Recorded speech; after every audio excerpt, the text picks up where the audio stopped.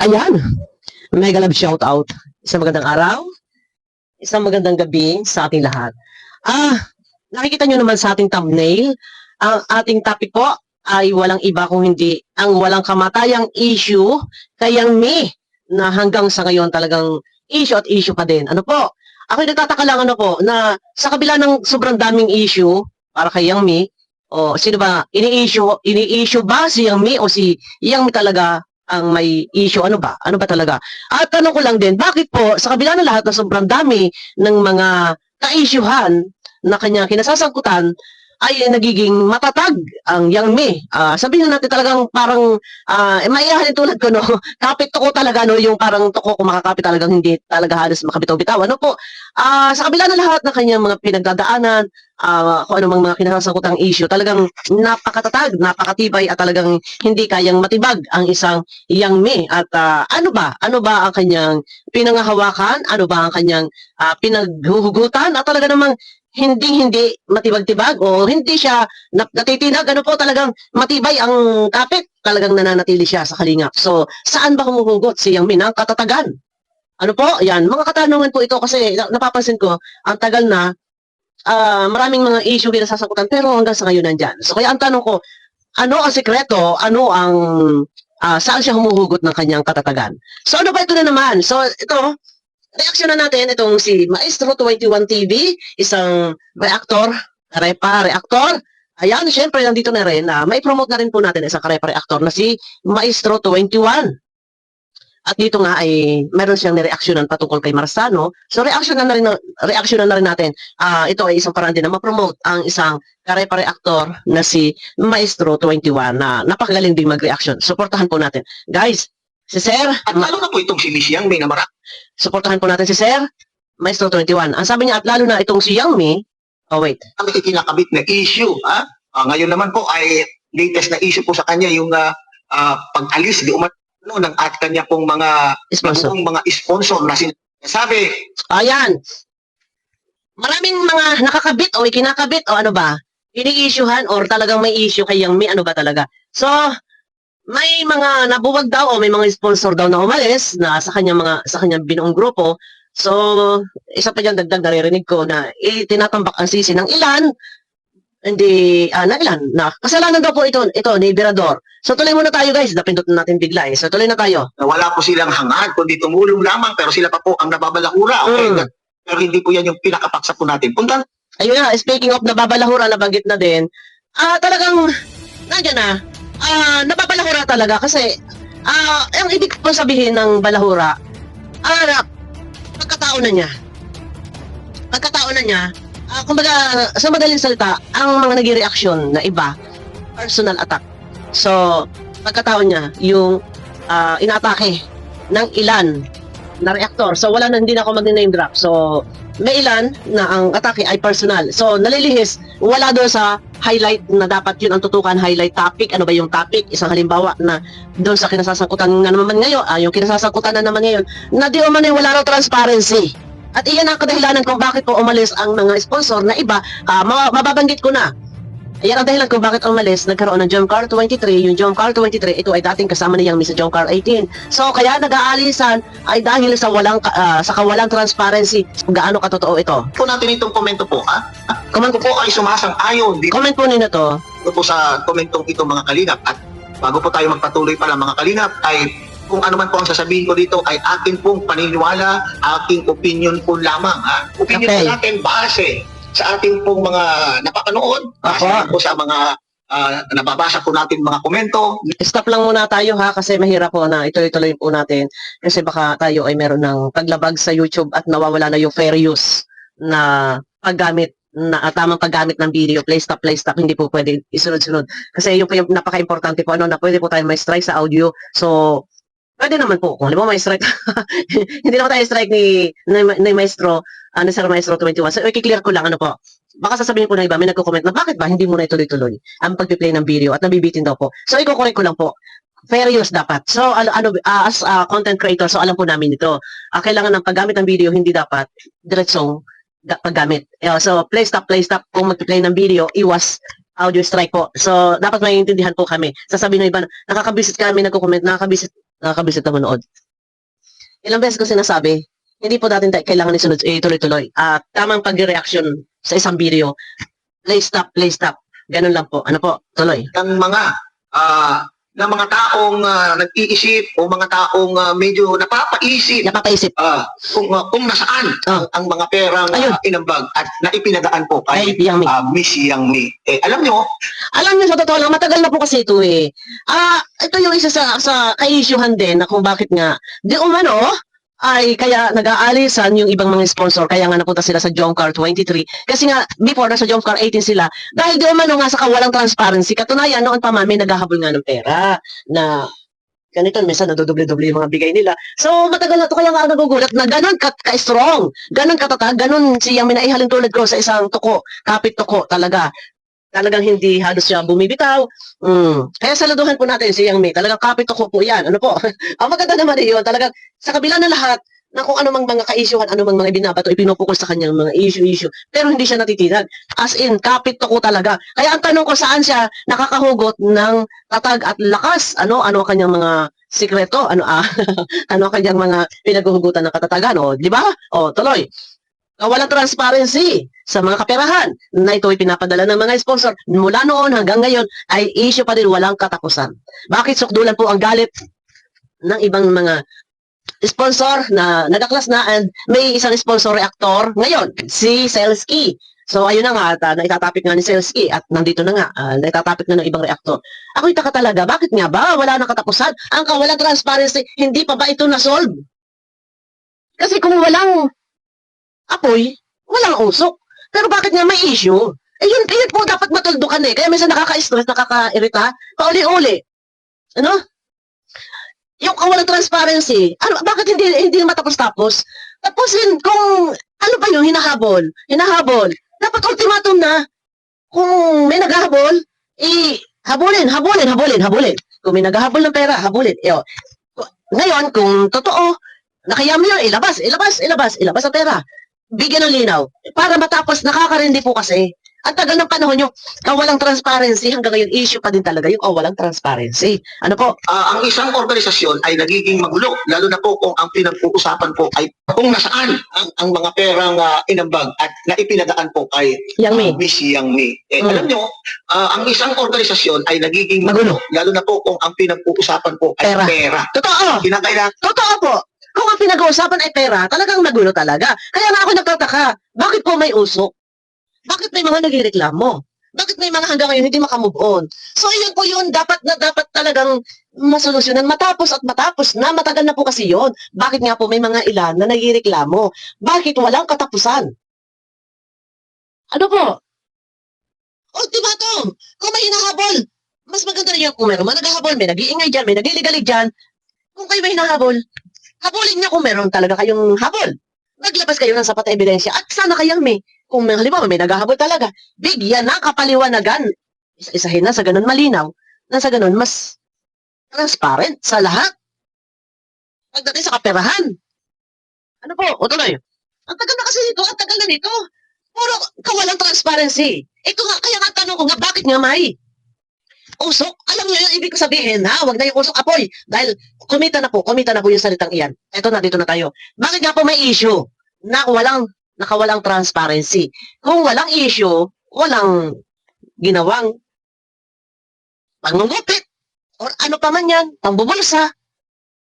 Pero may issue. Bakit nga may issue? Meron bang ibinulsa? Yun ang tanong. Ayan. Bakit ganito tayo mag-reaction? Ganito na lang po. Talaga ako. So, supportahan po natin si Maestro 21. So, tuloy. Saan po kapag pagka mayroon kapag isang organisasyon ay mayroon pong involved na pera o koleksyon. Dahil di ba ito rin ay naging issue po doon? Bakit nangungulekta? Bakit po nangungulekta? Matagal na po yan. Mga sponsor o mga kasamahan po niya sa bagay.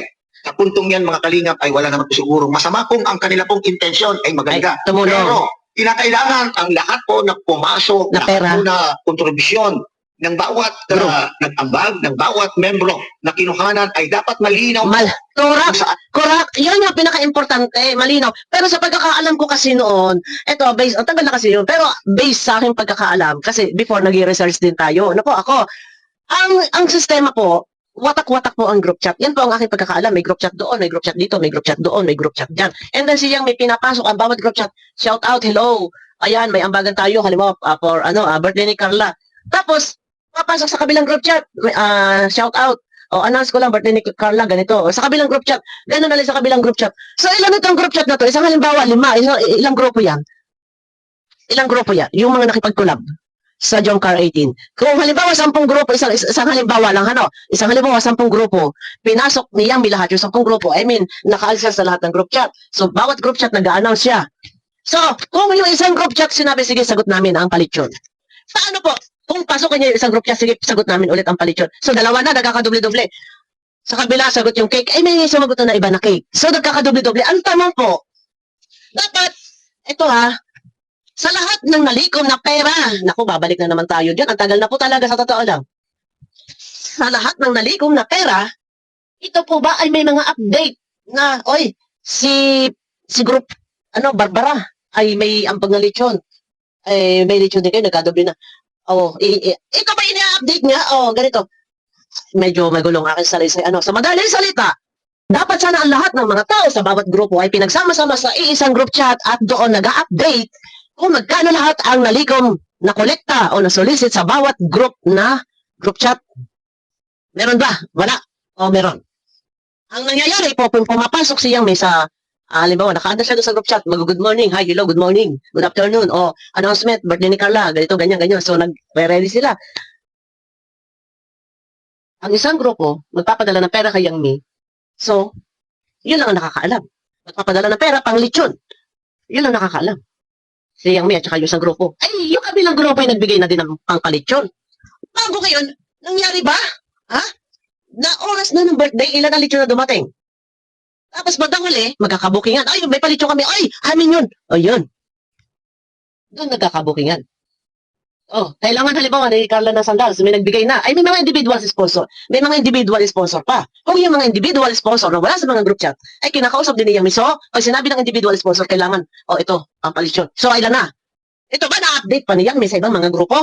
Yun ang tanong kasi kaya nagkakaroon po ng karambulan at nagkakaroon ng habulan. Ito ay akin na opinion lang, pag-analyze dapat sana transparent lahat ng mga sponsor. Pag samasamahin sa group chat, nang sa ganun doon, isang lapagan or update para hindi nagkakapatong-patong ang palitsyon, ang pa-cake.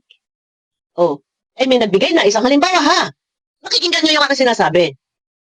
Kaya nito nagsasalita ko, merong salitang isang halimbawa. Yun, pakikinggan yun. Isang halimbawa. May nagbigay ng pasandals, isang individual sponsor. Ay, meron na pala siyang kausap sa ibang grupo na pasandals. So, magkadobli na. So, ngayon, malalaman pa ba ng individual sponsor na meron na sumagot sa pasandals? Ito ba'y sinasabi ni Yang Mi?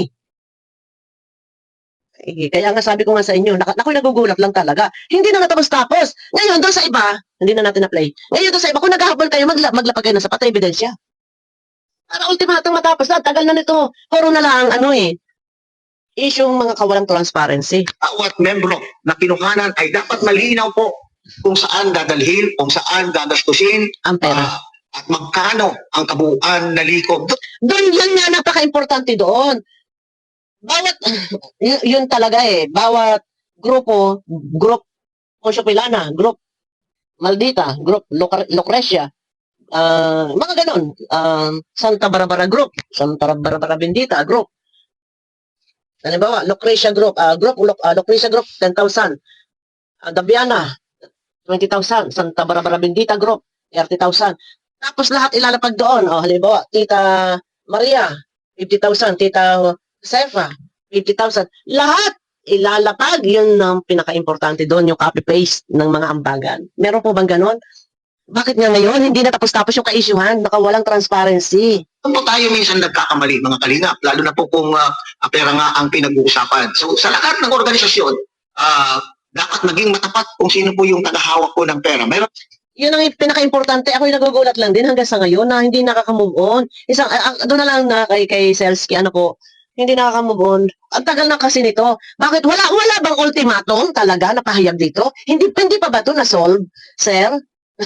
Suportahan po natin guys si Sir Maestro 21 TV, Karepa. Suportahan po natin. Dito na ako nag-reaction sa kanya, hindi na ako pumunta doon kay Selsky. Isang paraan na para ma-promote na din po Maestro 21 TV. And then parenthesis, yan, Karepa. Suportahan po natin si Sir Maestro 21 TV. Kasi ito guys, kung ito ay nabigyan ng isang ultimatum na kasagutan, hindi ito maglalaot. Kung may hinahabol yung isang sponsor, isang grupo ng mga sponsor, solusyonan. Bakit hanggang ngayon walang katapusan? Kaya ako'y nagugulat, ako'y nagtataka. Hanggang ngayon hindi natatapos ang ka-issuehan. Patuloy at patuloy na pinupukol ng ka-issuehan. And itong Yang Mi, ako din ay nagugulat, nagtataka din na bakit nga naihalin tulad ko sa isang tuko, kapit tuko, talagang hindi natitinag. Kapit tuko. So saan siya humuhugot ng kanyang katatagan? Kaya yan ang aking tanong. Ano po, nasa kabila ng lahat na nandiyan, may mga nag-reaction na, iba na, galit na. No? Napaka-strong. So, tuloy pa, kaunti pa. Na rin po tayong mga nagawang content tungkol po dito na dapat ay Madami na nagawang content nun pa. malinaw sa mga members na kinukolektahan kung ano ang intensyon, bakit po sila nag-aambag. Pagkatapos po niyan, ay i-disclose kung magkano po yung perang nakolekta. Magulo, sir. Dahil nun pa issue, sa kawalang transparency ko, no. Dito, mahaba to guys, ang video. Doon lang ako sa part kung saan yung highlight topic about sa kaperahan. Na hanggang sa ngayon nga talaga, ito at ito pa din talaga, yung inuungkat-ungkat ng ibang mga grupo ng mga sponsor na dating ka-collab ni Yang Mi ay hindi nakaka-move on. Ang aking panawagan lang naman doon sa mga hindi nakaka-move on, kung may hawak kayo sa patay ebidensya, ilapag ninyo. Tapos dihabulin nyo. At dapat kayang may sagutin. Tapusin yung issue. Kung may hinahabol, ibalik. Ganun lang, para matigil na. Hindi ka rin ba nailista sa Yang Mi? Kaya sabi ko, antibay, kapito ko ka talaga. Bakit? Saka kumukuha ng lakas ng katatagan mo. Diba? Maganda naman. Ako nagtataka, sana all talaga matibay. O, diba? At tagal na kasi nito. Hanggang sa kayo walang kamatayan. So, sabi pa nga nila yung ibang mga sponsor daw na hawak na Yang Mi ay aalis na. So, balit, ang Yang Mi daw ay maiiwan. For what? Bakit may kailangan mauna? Anong mission? Pa.